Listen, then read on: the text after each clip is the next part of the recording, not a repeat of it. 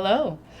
We are here. I'm here with my friend Victor. We are at the Biohacking Congress here in Las Vegas, and we're going to spend a little time today talking about the amazing aspects of water. And I want to invite everyone who is listening to this also to come to the Biohacking Congress that's upcoming there's one in Boston and one in Miami, and we will be there. We will be there with bells on to spend some time. So I want to welcome Victor to both the Biohacking Congress, of course, and the Wellpower Podcast. We're here live in the flesh. And it's nice to be actually interfacing live. It is. Finally, it's happening again. In Vegas, it's a lot of interfacing live. Yes, it's very busy again. So I want to share with the listeners a bit of your origin story, really what got you interested in in water in general, in the health aspects, and the way that you're working with deuterium depleted water, which we're going to go into a little bit more deeply today as well. I think my origin story is not too different than a typical origin story of somebody that was sick and didn't trust the medical establishment, to figure out what the path forward is for them. So I took that into my own hands, know, and I'm a bit precocious, so I like to study and read and research and ask and formulate and invent, and so I think that I remember when I was a kid, I got mercury fillings put in, okay, and that completely destroyed my health, and that got me on the on the road to recovery, I guess, or the road where you learn from your suffering, or the suffering makes you a better person, which it does. It's a gift. And I clearly remember that the week I got my mercury fillings in, I think I was 11 years old. I was just studying guitar. I was studying classical guitar.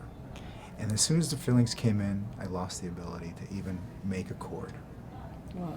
And then I think it was 20 plus years later, when I finally got all the mercury out of my brain, I was able to pick it back up and start where I left off. Wow. That's unreal, huh? Yeah. It's like and also being so sensitive at such a young age, in the sense that you were like, oh, this is connected to that, really connecting those dots. I didn't know that at the time. Oh, okay. I said, oh, I can't do this anymore, Mom, I don't want to go to lessons anymore. It's too hard, but then I realized where it come from, what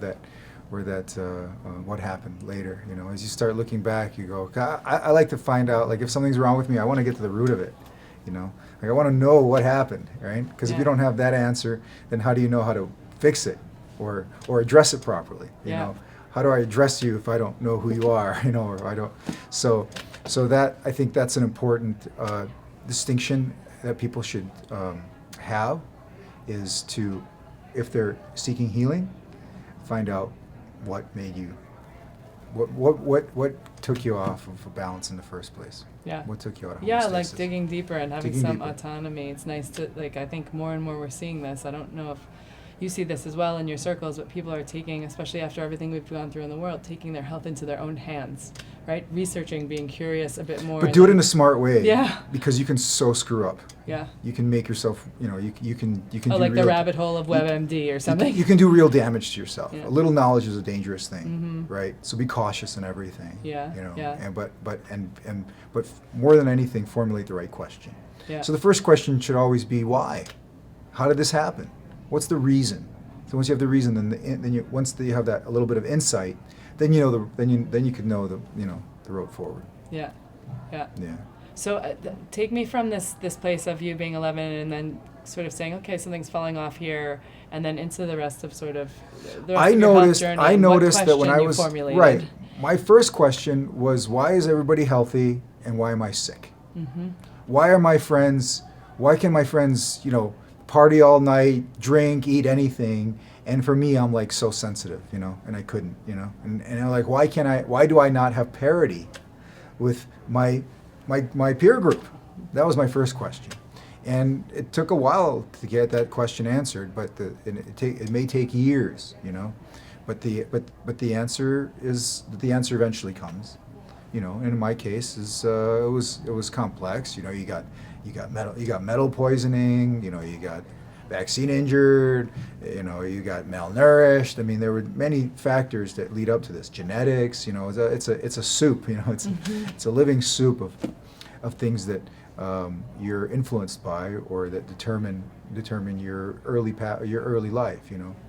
Your genetics is a big one. Mm-hmm. And then at some point, I asked myself, how do I get better?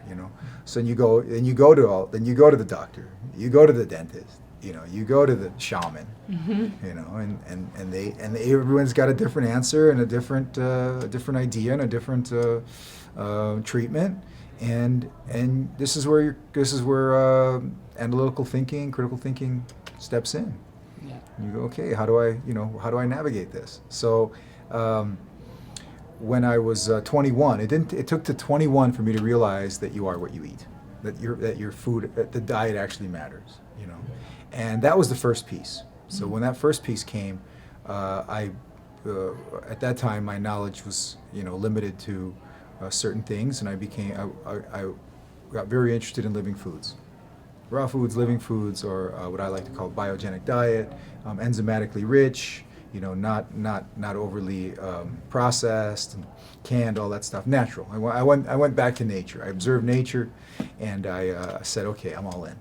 And from there, I actually started one of the first raw food restaurants in the country, and in 1995, and but my hunger for knowledge didn't stop, because I was still rather sick. At least I imagined myself sick, and I was, because I would I tested my mercury levels, and they were through the roof. So, Yeah, I was gonna say, on the road of, did you start around 21 doing some lab testing as well, or did that come a little later? that came much later. For me, it was just sitting, and I got into yoga. Mm-hmm. Okay, and yoga gave me a lot, because it gave me the ability of self-inquiry. Mm-hmm. So you just shut down your mind, and you ask the question, and then, or you just observe. You just observe your body, observe your mind, what thoughts come up, what pains come up, what where the energy wants to take you, and you get certain answers. And in my case, when I was by the time I was, I think, 20. By 22, I knew that I needed to do something. I had a problem with the dental problem with the I think it was 8 fillings. So that was 1995. So I moved to Hawaii, and I actually was bothered by these fillings. I was so bothered. In fact, when I was in first grade, I remember my teacher kind of telling me to shut up, because my fillings were modulating AM radio, like they were making noise. Whoa. They were vibrating. Wow. So this is not good. No, I know, it's also this just is this is not good. And I would have that. I couldn't sit still. This was before ADD and ADHD was really started diagnosing people, but I had it. I had very bad ADD, very bad ADHD, and I realized I couldn't sit still, and I didn't feel comfortable in my body. I didn't know how to be in my body. That's why I went to yoga. And what happened next? So I I found this dentist, and he was just a conventional dentist. Because in the 90s, it was still a little bit before the time of biological dentistry and all these things that we see more and more prevalent now. That's right. It was way before. And so I found this dentist, seemed like a conventional dentist, and I said, listen, I believe these mercury fillings are bad. He wasn't the first dentist I went to, and everybody said, "Are you crazy? He's just a kid out of here." Now, I actually studied. Because it was common practice. Right? I actually Everybody studied. had mercury fillings back then. Later, I actually studied with Hal Huggins, if you know who that is. He's the father of biological dentistry. Oh, amazing. He's the very first biological dentist. Cool. It's all based on his work, most of it. Hal Huggins. He's passed on now. But anyway, at that time, I found this dentist, and I said, I want to get these removed. And he goes, I know what you mean, and I'm going to do it for you. I'm going to do it for you for almost nothing. It was like $30 a filling. Wow. I go, why? How come? Tell me. Because you don't look like, you look like a normal dentist. He goes, I'll tell you a story. He says, I look pretty normal. I dress normal, and I have a practice. Actually, my nurses make fun of me for thinking mercury is bad. Or his dental assistants, and he said, but I'll tell you a story. He says, I have a spiritual guru, an Indian gentleman, and I was so excited because he had come to where I was. He had come to my city, and I wanted to go meet him. And I walked in the hall. This is the dentist talking. And the closer I got to him, my teeth started vibrating because he had mercury fillings himself at the time. And he said as he got within like 10, 15 feet of him, he couldn't get any closer because the pain was unbearable. The fillings were just vibrating. He was going toward his spiritual master. He's like, "What is this?" And then he said, "This is bad," and he had his own mercury fillings removed. So when I came to see him, he goes, "I know what you mean, and I'm going to do it for you." But just because having them removed is not enough. I mean, that's the first step. But then you have to get it out of your body, and that was another I'd say 10 to 15 year journey. What did they put in back then instead of mercury? What did they replace it with? Originally, back in the day, gold. Gold is the original. Nice. Gold's the original filling. Okay. It's completely compatible with the human body. Yeah. In fact, gold is such an interesting substance that the body does not reject it at all. Everything else it rejects. It creates inflammation toward it. Like let's say if you poke yourself with a gold wire, the body will be like, "Oh, it's just gold. It's just Cool. it'll pretend it'll accept it as part of the body as long as it's pure, right? Yeah. But everything else, it's like It's metals. metals. It's like get this out. Yeah. Right. So you gold get the gold is very fillings out. special. You I got the have fillings gold out. put in. I didn't have gold put in. No, Oh, I you had didn't. no, not I wish. I had a composite. Just composite. Cool. And later when I studied with Hal Huggins, I found that you could actually test for the right composite as well. The more That's more awesome. biocompatible composite, Yeah. which at that time, I didn't I'll know. put I a link didn't- in the I- show notes to I some of didn't his know work about- too, just so people who are curious about biological. It should, because there's dentistry. I talk to a lot of biological dentists I talk to, or people that claim to be biological dentists, because there's also holistic dentistry. He started specifically biological dentistry. So if you're a biological dentist and you never heard the word Hal Huggins, you never heard the name Hal Huggins, you're not a biological dentist. Totally. Because he started it. Totally. You may be a holistic dentist, maybe you practice holistically, but he actually figured some things out and passed And also that on. there's a little moral in your story, which I think is really beautiful, which is like continuing to look at practitioners or doctors or dentists, whoever it might be, someone who's like-minded or someone who's actually like willing to at least like actively listen to you and say, "Oh, I've been through something similar," so that you're like, "Okay, this is my person," right? It's like, there's a lot of crayons in the box. You need to find the one that's aligned with you. Yeah, and exactly. your vision. Exactly. Because if you find a doctor that's not aligning with you, I mean, that's like the most intimate relationship in a way that you have is with the doctor, because they're, you're giving your responsibility for your health to them. Yeah. Or at least for your Some medical, of it, yeah. some of it, or your medical care, or at Yeah. least something it's an intervention that is invasive. Yeah. Usually in allopathy, Yeah. because the definition of allopathic medicine is to induce injury to stimulate healing. Yeah. So they're true to their code. Yeah, totally. Yeah. But so you find this dentist, he takes out your fillings, and then do you immediately feel better? And you're like, "Oh, I'm glad to be rid of these emotionally, spiritually, but also physically." Do you feel better? I felt much better, but the mercury wasn't gone. Right. Because it stays in your body, because it's in your mouth and therefore in your bloodstream. And It's in your organs. Yeah. It's in your brain. I mean, the brain is where it concentrated for me. So I felt like early on I got my wings clipped. And so many of us. This happens to so many, so many people in the world that before they even get started, before they even mature into full development, their wings are clipped, whether it's through mercury fillings or glyphosate or vaccination or something is limiting your fullest potential. Yeah. So now you have to work around. Now you got to get smarter. Yeah. You got to figure out what the workaround is, so you can how actually did reach you test at that point, or what was your process of getting the mercury out of your brain, out of your body? Eventually, yes, I tested. Eventually, I tested, hair, blood, urine, and it's high, very, very high. And I did what everybody else did, with a few exceptions. You have your chelative substances. I did a lot of saunas, and then I also got really interested in gold chemistry, and monatomic gold, what they call ormus, and I learned how to make it. A 10-year process to figure out with some very skilled people that are much smarter than me, figured out how to do this because gold amalgamates mercury. So if you have gold and mercury together, you'll actually see the gold moving toward the mercury, like physically. It'll like start moving toward it. So they want to get together.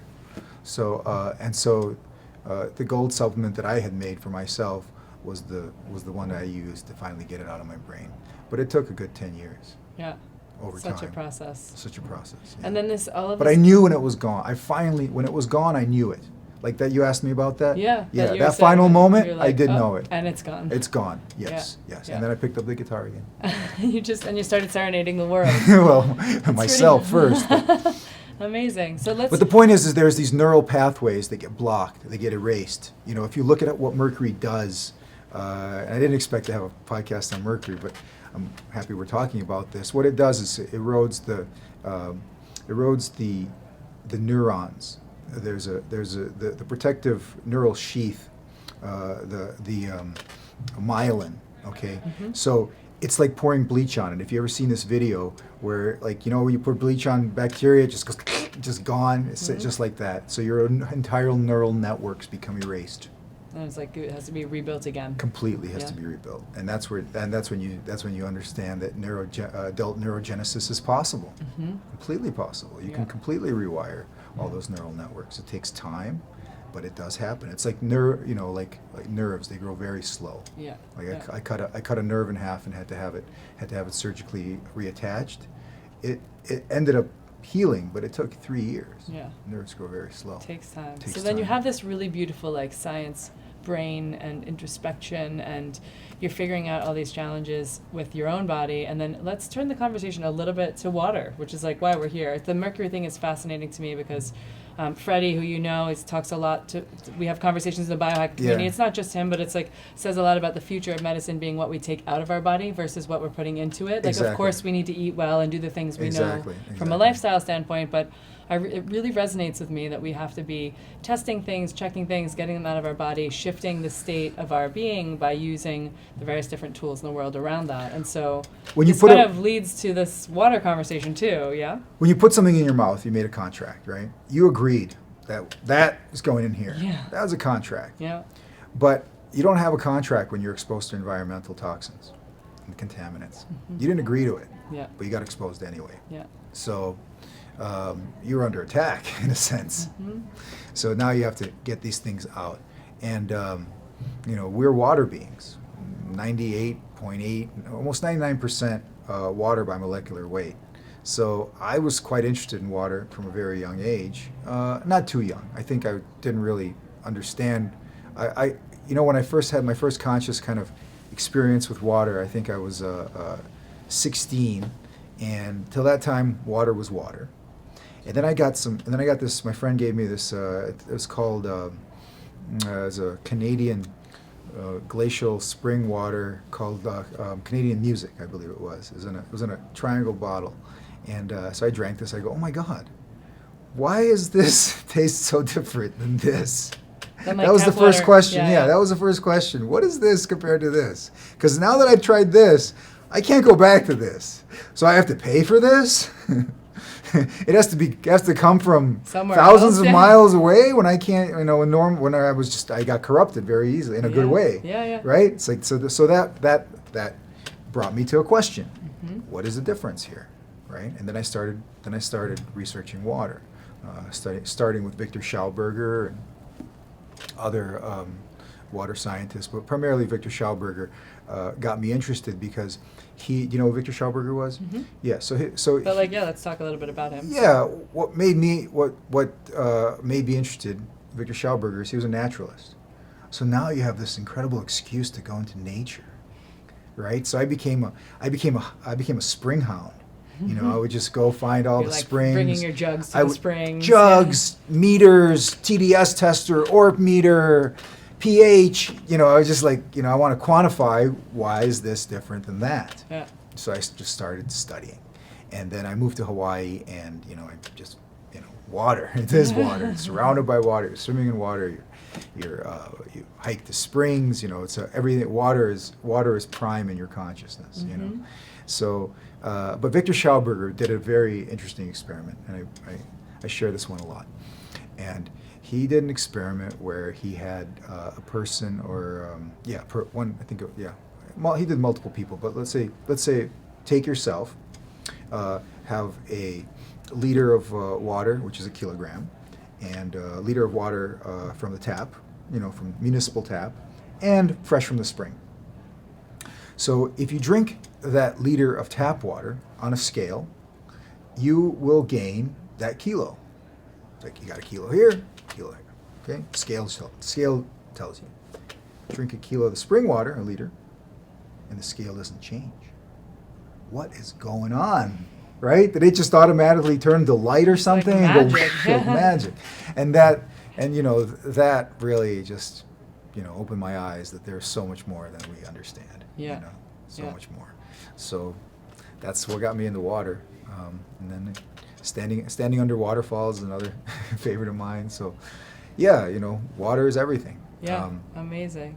And what else got me into water was fasting, and dry fasting as well, Mm-hmm. which is not drinking any water. Yeah, no So liquids, no nothing. Nothing. So you have a better grasp of what your relationship with water is. Mm-hmm. You know how much you need. You know how how you're surviving without it. You're going for days without water, and yeah, you're thirsty. Yeah. But it's a mind over matter thing, and so you're maybe healing or understanding better your physical relationship with water.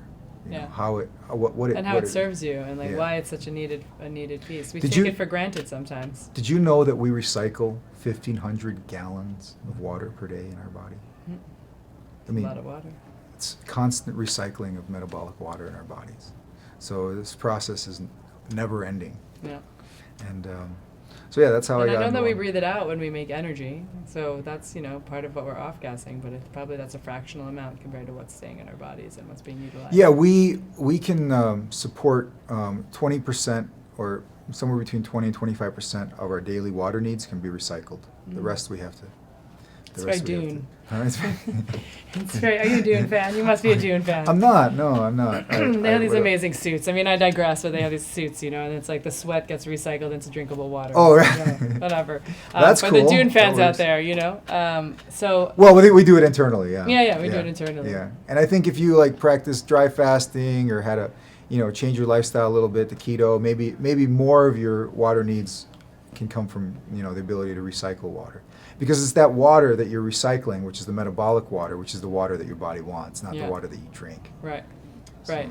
Which is the thing, which is keeping the cells hydrated and metabolic activity going is more than just, people talk all the time, but I'm drinking 18 gallons of water. I have lines on my bottle that say, good, going, next, almost there, That's very bad. But there's so It's much. very So bad. talk about that a little, because very you bad. see that on, I don't want to say on trend, but you see that it's sort of like a misunderstanding, right? Or it's a misapplication. I remember growing up, it's like you need a gallon of water, and it's like, and then you get paranoid, or you get because oh my God, I didn't drink enough water today, you get some kind of slight mental illness from it because you think you're always dehydrated because the TV or the people, whoever it is, it got into your consciousness with that little bit. You need to drink 10 glasses of water. You need to drink 10 glasses Well, we of water. do need some water, though. Yeah, we need water, but let's. But I what want you're you to doing explain. is Yeah, exactly. you're shutting down your intuition. Mm-hmm. Because your body tells you when you're hungry, right? I'm hungry, I gotta go eat. Well, your body tells you when you're thirsty too, Yeah. right? Yeah. So just listen to your body. Some days you might need less, some days you might need more. In Yeah. fact, people that drink a lot of water are chronically dehydrated. And that's a question I ask too. Why is that? And this leads into deuterium depletion. Yeah.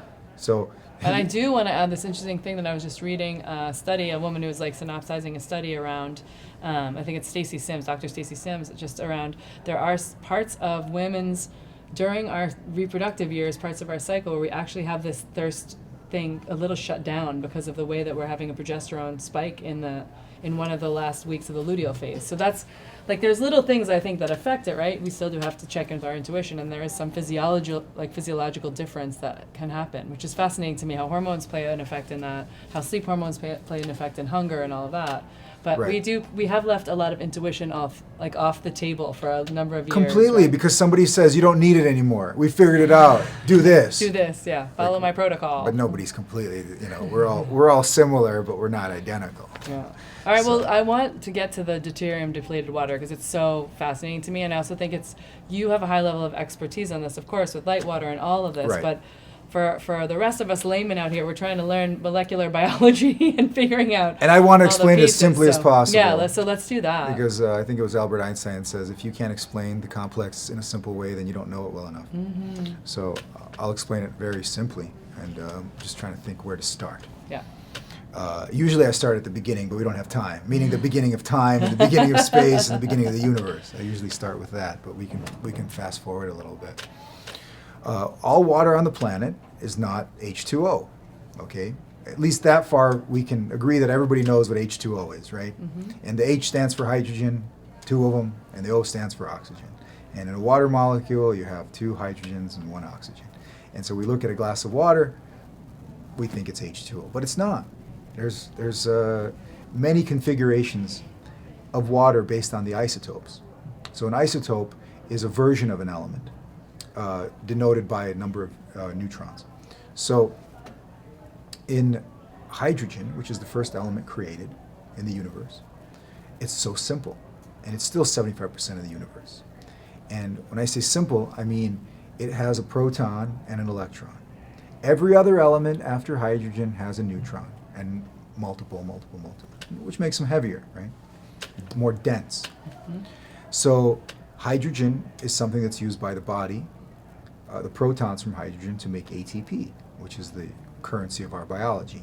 And in fact, we use hydrogen for rocket ships, and the sun burns hydrogen, so everything is in this universe is kind of driven by hydrogen.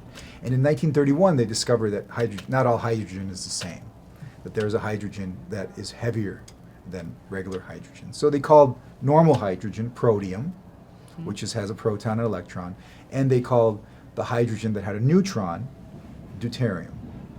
And this deuterium, because it has a neutron, whereas a normal hydrogen does not, makes it twice the mass. Very significant, because it's the only element in the periodic table where the isotope has twice the mass. And there's not much of this deuterium, 0.0125% of all hydrogen is deuterium. Doesn't seem like very much. But it also binds with water. So instead of H2O, you get HDO. In fact, 1 out of every 3,300 water molecules, 155 parts per million in the ocean, 150 is the average parts per million in potable water and drinking water, is deuterium. So, and that's HDO, okay? So this deuterium is hiding in the water. It's pretending to be water, but it's not. It's not. It's only half water. And then you have something known as D2O, which is real heavy water. And that's mostly made in the lab, because only 1 out of every 41 million molecules of water have the configuration. And is so some of this almost doesn't deuterium exist. in the water, hiding in the water because of things that are happening environmentally? This is Or the is reason this I like to since start at the dawn of very time? beginning is because it comes from the very beginning. Because Okay. this deuterium has been Been primarily around. constant in the universe from the beginning of time. Yeah. Basically, it got stuck. It was supposed to transition to helium. Universe cooled too quickly, and this deuterium got stuck between protium and helium, and it's been here ever since. So, and the amount of deuterium on this planet has been going up. That's the problem. So our water contains our drinking water contains roughly, on average, 150 parts per million of this deuterium. Doesn't seem like much. If you were to translate that into a glass of water, it would be 3 drops. Now, if you were to have water that didn't have any deuterium in it, versus water that had 150 ppm, which is regular tap water, or Las Vegas or Los Angeles tap water, some places are lower, you would find on the scale that you have a difference of 300 milligrams. So light water is light. It is lighter. Oh, so It that is makes lighter. sense. Now I understand the naming. Yeah, Right. it is lighter, physically lighter. Mm-hmm. So this semi-heavy water, or this deuterium in the semi-heavy water, has an effect on our biology. A terrible effect, actually, because hydrogen is the pro-life element and deuterium is the anti-life element. Why?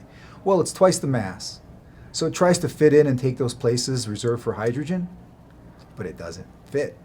It's like, I make a lot of different analogies, and one of them is like if you woke up tomorrow and you were twice the mass that you are today, you'd have to relearn how to manage yourself and your Yeah. life and everything, right? Yeah. Or if you were, It's like or, if the ocean were syrup or something. Yeah. yeah, or your friends invited you to a party and you showed up with your dead twin attached to your ankle. Yeah. Okay. It'd be an interesting party. Well, they'd say like, leave, you know, don't bring him around here, you know, just why did you bring him around? So it's like it's being dragged along, you know, and it doesn't fit in our biology. And the reason it doesn't fit in our biology is, well, originally it was discovered in the late 50s that there was the original knowledge of this, or what put this on the map, was, well, in 1931 they discovered that deuterium exists, okay, and 20 years later they were looking at a couple populations in Siberia and said, why are these people living so long? They live in a terrible environment. You know, the climate sucks. You know, they're practically Eskimos. Okay, Yeah. and but they have 6 times more centenarians than anywhere else in the Soviet republics or Europe, for that matter. They just had so many more people over 100, bigger health spans. So they tried to figure out why. A couple of young gerontologists and a biophysicist finally figured out that it was because they were drinking water. The water that they were consuming from where they were living in the glacial meltwater Yeah. was 16% lower in deuterium. They said, oh, maybe this is it. And then they tested it on plants and animals. They said, sure enough, when the water is lighter, things grow faster, happier, healthier, and when it's heavier, the opposite. Slows down life processes. And it took another 60 years to figure out why. Not until 2007, Dr. Olgun, who I personally know, he was dean. He's a dean of a university now, medical university, and at the time he was like triple PhD doctor, and he figured out. He said it took him 2 years of mathematical modeling of the electron transport chain and the ATP nanosynthase motor. Figure out that well, let me set this up because a lot of people aren't going to know what the ATP synthase nanomotor is, right? Yeah. Great. So you have these motors. They're physical motors at the nanoscale, and you have trillions of them in Meaning your cells. super small. Super small, Yeah. yeah.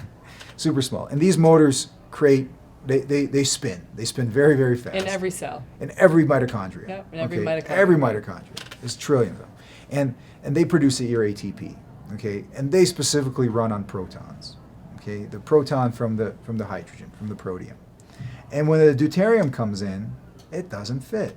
And this is what Dr. Olgun figured out. He said, here's the problem. It's a mitochondrial issue. It's an energy problem. When this deuteron, which is about every 7 seconds, hits that motor, it causes it to shake and stutter, creates a shear, it creates wear and tear, ultimately causes the breakdown of the mitochondria, which puts the cell into apoptosis, which is death, and you're done. Yeah. Eventually first the factory shuts down, everybody goes home, then the cell shuts down. Yeah. You know. So, and this is why when we're young, we might have 1 to 2,000 mitochondria in a cell, you know, depending on the cell. Muscle cells have more, etc.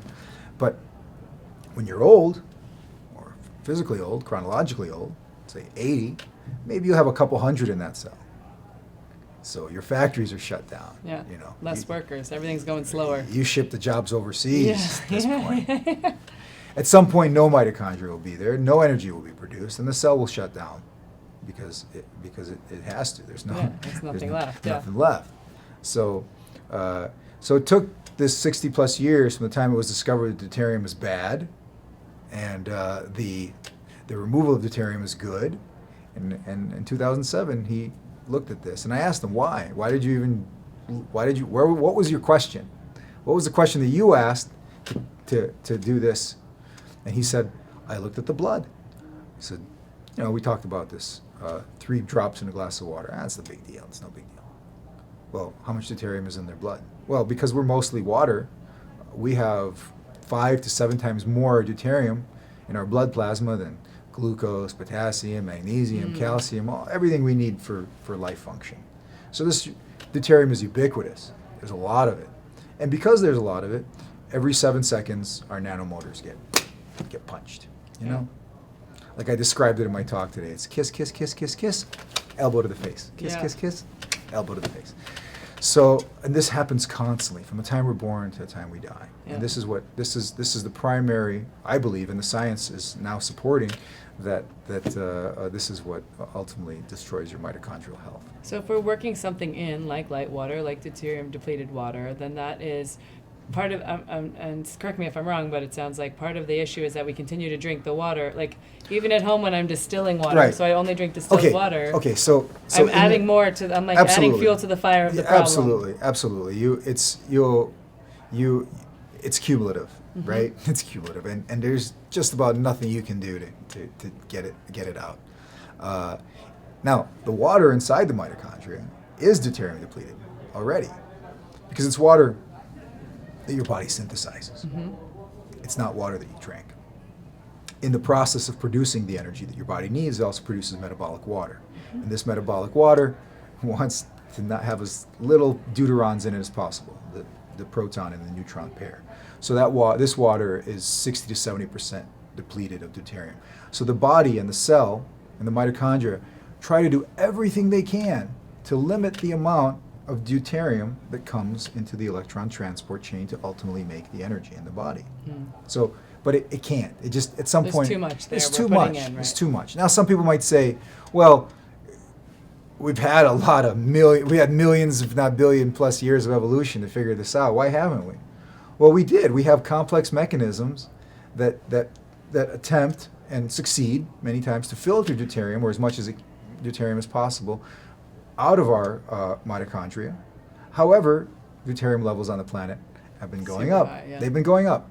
They've been steadily increasing, especially since the biblical flood was a big was a big one for the introduction of deuterium. So deuterium levels have risen over the last 10 to 15,000 years. So what we discovered, when I say we, it's really more of a collective of scientists from around the world that have been doing this research for the last 40 plus years, is that the reduction of deuterium in the body by 15 to 20% will get you to a level to match the state of health for those people that live in those areas where they're experiencing increased longevity and health. Now, will it do it right away? Yes and no. No, because there's a generational benefit here. So people do this generation over generation. It has cumulative benefit. In fact, the studies that were done with mice and canines showed that every litter became healthier, stronger, bigger, grew to maturity faster. Yeah. Okay, so, and the opposite when you started introducing heavy water or semi-heavy water. Yeah. In fact, if you have 30% heavy water, they found that I think by the third generation they were not even able to reproduce anymore. So now you will experience the benefit once you get your body down to a workable level. Yeah. So if you start out at 150 parts per million and you drink deuterium depleted water over time, this is a lifestyle change. This is because this is the big this is the big question or the ask or the big answer is like, so what, like we need to find the right protocols that are going to, I'm assuming, start with a little bit of a because it is you take the light water and you mix it with water you're drinking already, or you're drinking it straight. You could do either way, but if you want to be methodical about it, you mix it. Yeah. You mix it because. And in heavier quantities to be able to reduce the initial damage. I'll explain it to you. Cool. So we make deuterium depleted water. We make the most deuterium depleted water in the world. We're able to take out up to 99%. We sell we sell two types, so 97% and 94% removed. I recommend the 94 because the 97 is just too expensive. It's twice as hard to make, and it's almost just, we did it because we could. Yeah. Right. But if you drink the 94% reduced, which translates as 10 parts per million. So 10 parts per million in this water of deuterium, and regular tap water is about 150. Okay. So if you mix this water, which is 10 ppm, with that 150, 1-to-1, you'll get 80. And if you mix it 2 parts of regular tap water or reverse osmosis water with 10 ppm, you'll get 100. And if you I mix saw you have all the charts. yeah, so we that have the it's chart. Like, the yeah, charts it's to be there. like, It's there. Just hang it on your wall, and you can figure out how to do the Yeah, math. it's But it's great. Yeah. It's pretty easy. So if you go one to 4, you'll be at 122, assuming you That'd be start like with the 150. least you do, right? 1 That- to 4. You want 1 to 4 is probably where I would. I mean, some people do 1 to 5 just for economic reasons. They still want some benefit, but they Right, can't right. really afford it. But Right. they'll still get the benefit over time. But starting So- at like a 1 to 2 is going to give you a little advantage for that initial shifting. Absolutely, you could start at 1. You could start at 1 to 4 or 1 to 2. In the beginning, it doesn't matter so much because you are going to only deplete half a ppm to 1 ppm per day. So yeah, you can gung ho it. I know people that have. They drink it straight. They go in the sauna and they do deplete faster. Yeah. But slow and steady wins the race here. Yeah, You yeah. know, this is not a Marathon, not a this is- sprint. yeah. You don't have to. I mean, maybe if you're like getting ready for some athletic event, and you want to have the most mitochondrial perform. You know, you want to have the best. Be in a state of best mitochondrial health possible, then maybe you would do something like that. But we're talking about an intervention for your longevity and for your health span, okay? And this requires that slowly over a period of 60 to 90 days, you can do it in 30, you just drink deuterium depleted water, and you will your body's deuterium level in the extracellular fluid, which is indicative of most of the body, will drop half a ppm to 1 ppm per day. And we actually created a testing lab, deuteriumtest.com, where you can test your saliva, and you could see before and after. Oh, that's awesome. Okay, you could I tell. love a good test. Yeah, you could That's you could great. tell, and then And it's helping, like, incorporating this into people's lifestyles is not just about energy. Like, and it seems to me that there are lots of things that are happening when we have cellular dysfunction. It creates dis-ease, right? A number of levels of different dis-ease in the body. So this could be a tool, albeit, again, this is a conversation sometimes about like, well, what do I spend the money now? It's like, well, do you want to spend the money now, or do you want to try to prevent all the disease that happens later? That's a cost. So I tell people if cost you're involved. gonna half-ass this, don't do it. Yeah. Because you're gonna spend all this money, you're not gonna get any benefit. Right. You're gonna try It's like something. Get on the protocol Yeah. and stick with the protocol. Yeah. Get on it and stick with it. Yeah. You So you know? say start with 90 days, like just as the first thing. Well, Test before, test after. Yeah, start and 90 days, see the in difference. fact, you could test before. You might not need to unless you're interested, because you can pretty much tell what your deuterium level is. Yeah. Unless you want to get really clinical about it, because Yeah. you can. You Yeah. can do a breath vapor test as well. Yeah. You can do a saliva test. Breath vapor is indicative of the mitochondrial water. Yeah. Saliva test is indicative of more what the whole body's doing. You see there's a difference there. That'll tell you if your deuterium filtration system is working well or not. Yeah. So you can get clinical. But if you just want the benefit, forget about the measurement. You want the benefit. In the beginning, you know that you are going to be, your deuterium level is going to be about the same as the water that you drink or the Yeah. environment that you live in. Yeah. So if you live in Los Angeles, your body will probably be 150 ppm. Yeah. If you live in Boulder, Colorado, you could be down to 139 or 140 because the water there is slightly reduced Yeah. in deuterium, which is great. Awesome. So because over time that'll have incredible benefit. Yeah. So you just test again after 3 months. Cool. And then you see if you got down to the 120s. 'Cause that's where you want to be. Great. And that first drop in that 30 points, that's the bulk of the benefit there. Now, it keeps getting better if you go down, but the bulk is in the beginning. Like last time I tested myself, I was 100 ppm. Nice. And I like to maintain around Yeah. there because I love the feeling, the energy, you know. Yeah. Everything's just working great. Yeah. But at 120, it's the same. It's just a little bit different. Yeah. Just a little Well, and bit then when more. you get to the place where you're at 100, you're like, yes, I'm at 100. Yeah, I got down to 80, and that was hard to maintain, and that was almost too much energy. Like Yeah.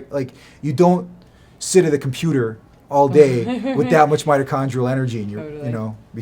because you've got energy, you want to do stuff. Yeah, amazing. So- I think it's like this has been super helpful to me, but also I think to everybody who's listening in today to just really get this baseline plus understanding, because it's for me, even in researching it, when you're looking at the research and you're reading a lot of the things that you can find either in online or having conversations with people, it's like wanting to unwind the tapestry of where this is all coming from. So thank you for really breaking that down in a way that is simple Absolutely. enough to understand, so that we can all layer these kind of lifestyle changes in. It's a real. I don't like to use the word anti-aging. I've replaced that with pro-youthing. Yeah, great. So, but it's truly pro-youthing in the sense that I don't think there's anything else that will give you a net energy benefit, because everything at the end takes energy away. Yeah, and this is like the creation of energy. Right? Yeah. And this is a true net energy benefit. And I've noticed that the older you are, the quicker you feel the benefit of being deuterium depleted. Because the body goes, hello, I didn't expect this. Yeah. I did not expect this at all. Like, I noticed it myself when I got injured. You know, I was drinking deuterium depleted water for about I think 4 months then at that point. And now I've always kind of had all kinds of interesting interventions that I included in my life, you know, so I was already kind of very healthy, or at least feeling healthy, or you know, I felt top of my game, okay? So, and then I got injured. I went ice skating, and I took a tumble, and I hurt myself really bad, and I figured, okay, well, I'm in my late 40s, so this is just something I'm going to live with for the next 3 weeks. 2 days. I go, oh my God. You're like, all better. I'm like, I haven't healed like this since I was a teenager. Yeah, that's an important anecdote, because it's like when we start to get all the building blocks in place, then the body heals in the way that it needs the to. self-healing ability. So I had the mitochondrial energy to just heal like I did as a teenager. It's great. And so I tested a good marker for mitochondrial health is reaction time. So every time I test my reaction time, I'm like, hey, my reaction time is like a 20-year-old. So I'm fast. Yeah, that's because awesome. the mitochondria is fast. Amazing. So for anyone who's like listening and talking about this, like sports performance, overall health, what did you call it? You said not anti-aging, pro-youthing. And then will you just share with us where people can get their hands on Litewater, or find out more about Litewater, so that they can do the outreach they need to do to make themselves well? Certainly. Litewater Scientific is the company. Drink Litewater is the website, and Litewater is spelled Litewater. And we have a number of other websites. I would start with that one. We also hold a summit every year. Our second one's going to come up sometime in the summer, deuteriumdepletionsummit.com. If you go there, you can see last year's summit. We had 8 of the top speakers, 8 of the top thinkers, scientists in the world of deuterium depletion, or as the science is called, deutonomics. This word was coined by Dr. Borrow. She's a leader in this field. And basically, deutonomics is a branch of biochemistry that endeavors to explain how deuterium is managed by the body. And it's you can actually get some very advanced education in this from some very bright people. You could go to deuteriumtest.com to get tested. Deuteriumdepletion.org has a lot of studies that are there. It's kind of like a information site if somebody wants to get granular and start reading the studies. And so people have the option to sort of kind of get nerdy with it, take a deep dive, or also they could order the water and try this 90-day protocol that you're talking about and just really change the game for their health. Yeah, you can. You know what? There's 2 approaches to it. You can just go, I'm going to try it, don't think about it, and do it. Or you can actually study and sit. That's what I did. Well, you did a lot of the heavy lifting for us. Right. You don't have to. You just don't have to. You can take my word for it, do it, get the benefit, and you don't have to know one thing about the science. I'm fascinated by the science. I'm also fascinated by the history. So if you go to the website, drinklitewater.com, I wrote the history of deuterium depletion, because to me it was important to write down the names and the processes and the history of who created this, why it was done, and all that. So it's a fascinating history if you're into the history and provenance of things. Awesome. Well, thank you so much for joining me today, and thank you so much for doing all this work and research and really getting your head in the game about it, because it's helping people like me out in the world be able to try these things, understanding that there's literature, science, research, and good people behind these protocols. That's what pushes us forward. People call us and say, hey, this changed my life. Amazing. I go, that's incredible, because it's just water. But it wasn't the water that did it. It was the fact that this water exchanged the other water. Through the mechanism of hydrogen exchange, you drink in light water, you excrete the heavier water. And over time, you get to a level balance, and you want to be there. You like it. Trust me, you will like it. You if you're 120 ppm in your body for an extended period of time, you're going to like it. Amazing. Yeah, the proof is in the water. Cool. So make sure you check out Victor's brand. You go to drinklitewater.com. And thank you so much for being here with me today and sharing the story. Well, thank you for having me. I appreciate it. Cool. Yeah.